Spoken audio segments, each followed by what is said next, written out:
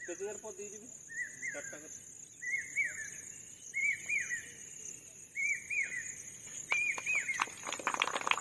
ঠিক আছে দিয়ে ওই 4টা ছোট ছোট হয়নি আর রান। হ্যাঁ ওইখান থেকে করলে হবে।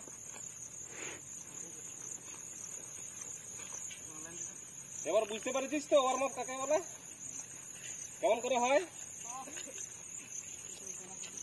আর ভুলবি কোনোদিন? আমি দিব না, মাঝের দুজন দিলেই হবে। বলে দিবি যে কি করতে হবে, মাঝের দুজন হাত তালে দিবি। রে মাঝের দুজন হচ্ছে তো।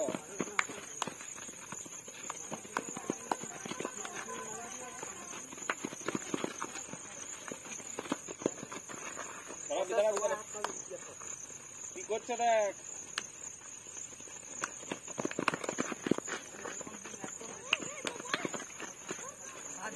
আর একটু সময় নিয়ে কর মিলন, ওদের সবাইকে দেখে দিবি।